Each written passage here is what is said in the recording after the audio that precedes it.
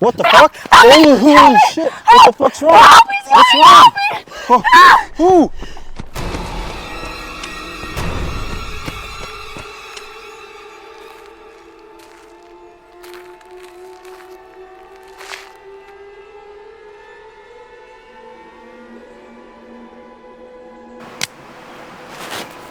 Why are you slowing down? We have to go. What are we doing? What are we doing? We have to go. She's What? coming. What's going on? Wait, you're bleeding though. You're bleeding. Hold on. Yeah, I know. She's fucking coming. You're literally bleeding out. What do you mean? Coming. We don't have time You're to stop. literally bleeding out. What's wrong?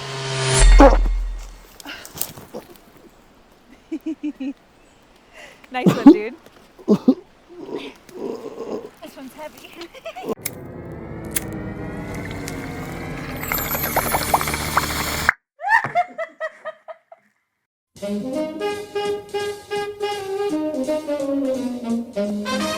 Welcome back to Baked Beans. We hope you're ready for the greatest Show where we act like feral possums and rummage through random debris with all of our friends and like to dance sometime. naked, but sometimes clothed.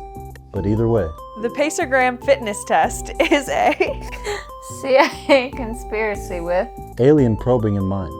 The intellectuals are actually very rude. And oh my god, they hit the Pentagon! oh no, a national crisis. The only thing we can do is Cover it up, because that's what you do in. the wild, wild west. Stay classy, San Diego. And that's how I met your mother. Anyway, thank you to all of our viewers for sending in that beautiful intro. Shout out. Yes, thank you. That was funny. Yeah, we loved it. So Chris, what are we doing today? Well, in honor of Mother's Day, we decided we're going to read some mommy horror stories. Ew, I hated that. I loved it. That was my favorite part. And I'm Mylena. And I'm Chris. And I stay Chloe. I'm starting off strong with the classic. I am going to be telling the story of La Llorona. So, there's a lot of different versions of this story. So, I've kind of gone with a more shortened version of what I was told.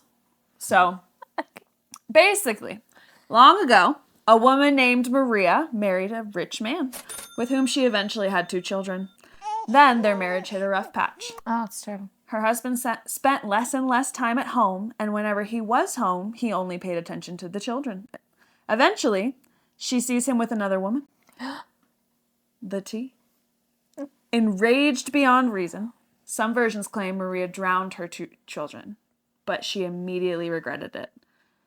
Maria is sometimes said to have drowned herself afterwards, which is the story that I was told. She drowned her children and then drowned herself because she was so grief-stricken. And when she arrived at heaven's gates, she was denied entry and banished back to purgatory on earth until she could find her lost children. Now she's known as La Llorona, which translates to the weeping woman, and some are said to have heard her, but at the lake where she killed herself and her children, crying and wailing for her children back because she can't go to heaven. Well, how's she supposed to find them if they went to heaven? They were probably wearing the correct shoes. If you know, you know. I feel like one of us knows and one of us doesn't. I do not know. Don't click off. Stay tuned. Don't go anywhere. Something's crazy is about to happen. BRB. Don't click off. I was very scared of this story when I was little. Right? My grandma, I love you. Shout out Ida. Grandma. Oh, shout out Ida. Shout out Ida. I love you. I used to be a little badass kid sometimes. Hell yeah. And sometimes she would spank me when I didn't want to go to school. And sometimes she would say that she was going to come and get me. So, yeah, I used to be scared. La Llorona. Mm-hmm. It's gonna come get you. Yeah. Mm-hmm. She used to live in, so there's like this little crawl space at her house. She used to say she used to live there. And she was going to come and get me. Yeah. That's traumatizing. Love you, Grandma. No way. Oh my Shout God. out Ida. Happy Mother's Day, Grandma. I love you. That's also traumatizing, and I'm so sorry that happened to you, Chris. Meh, You're okay. You turned out all right. I think I'm all right. Whose horse is that? So, wasn't there like a Leonardo DiCaprio movie where it was basically like the same premise? Does anybody remember seeing that? Titanic?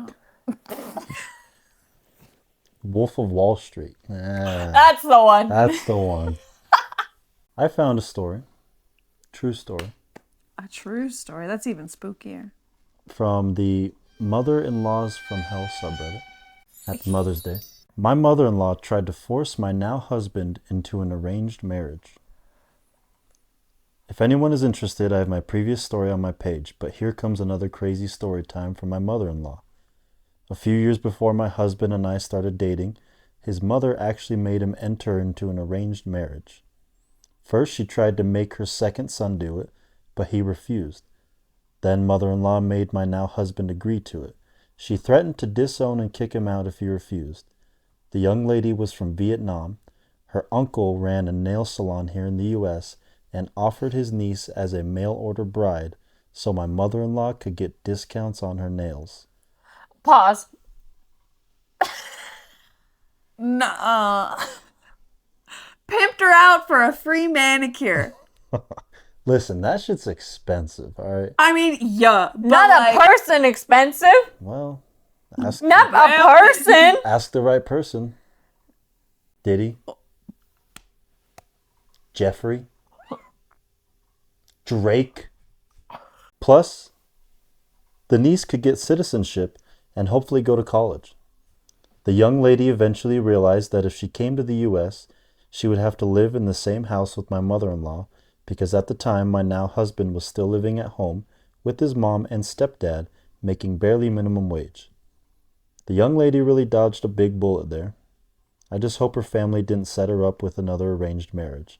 I hope she found love of her own free will. Oh, right in the heart. yeah. I felt a stab. Yeah. Oof. I hope she did too. Honestly. She's probably Deserves not that. alive anymore. Listen, I'm going with the bear. All right? That's all I'm saying. Okay? Chris! Damn straight. What? Am I wrong? No. Am I wrong? Not at all.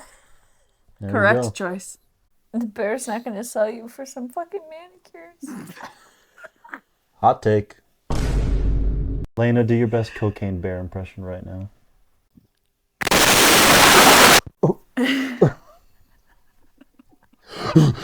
And now don't. This is going to be a weird episode. So, here we go. I'm just going to fucking read this. It's a comment on what's the scariest story you heard a child tell about their imaginary friend.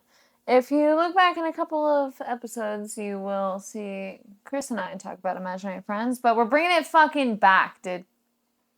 So, this post is by Bree Rosie 33. Anyway, do the ding. Ding dong. My son was 2 to 3 and always had a bunch of imaginary friends. The most frequently mentioned were Monkey Boy and the Cowboy. When my son was 2, he woke up one night screaming. I ran in his room and he was terrified. Help! He kept pointing at the corner and saying that Monkey Boy was bad. I don't like that. Don't like that at all. I ended up picking my son up and putting him in the bed to sleep with me. The next time he was 3 and we were taking a walk with his younger sister in the stroller. I'm pushing the stroller and he's walking just behind me. He says, "Ow, stop it," or "Please stop." I keep looking behind me at him and I see nothing. I stop and ask what's hurting him and he says, "The cowboy is hurting me, Mommy." I tell him that there is no cowboy by us. He says, "Yes, there is. It's the cowboy in my head." Kids are creepy. The cowboy in my head. I hate that.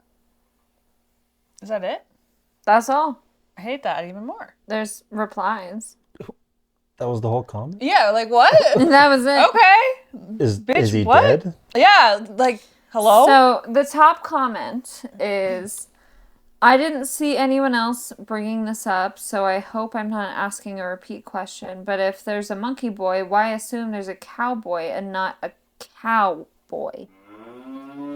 Holy shit. The creator responded and said, I never thought of that. I always assumed that Monkey Boy came from The Wizard of Oz. For a long time, my son would talk of him fondly, like randomly laughing and saying that Monkey Boy was so funny, so he seemed like a nice imaginary friend. You know my take on imaginary friends? I mean, That shit's real as fuck. Honestly, my imaginary friend? Elena, get the whiteboard! It's your turn. You have to draw your imaginary friend. Don't tell us what it looks like. Chris and I already did this. It's your turn. Okay. So I was blessed with this white iPad board. And I guess I need to draw my imaginary friend. It's literally not anything Don't look. special.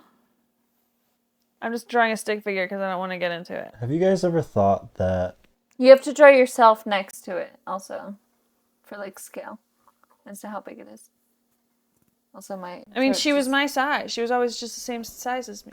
have you guys ever thought that when you were little, you guys experienced something so like crazy or traumatizing, or like you were in a way like connected to something, but your parents made you forget about it? And then like you go to do something and your parents really encourage you not to do it, but that's only because they know what happened and you don't remember anymore? I think there's a lot to unpack here. What? Why don't you answer first?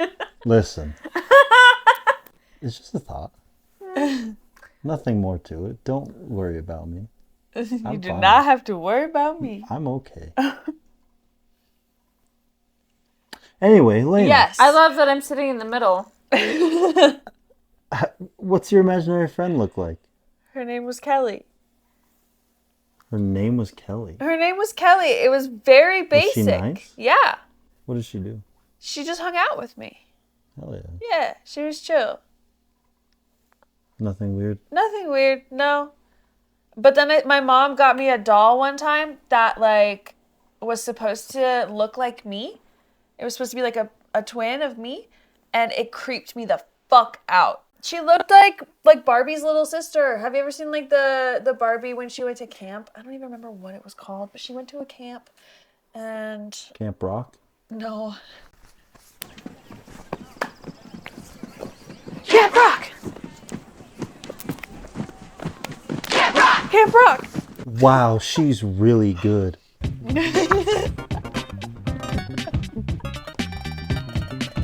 Yeah, she's killing it. She's really good. Drake was on Epstein's Island. Bye! Bye! Bye! Like Bye! and subscribe. We post every Wednesday at 12 p.m. MST. What is that? Mountain Standard Time. Hell yeah, brother. Hey! And also, we love you. Yeah, And thanks for watching. So does Hum.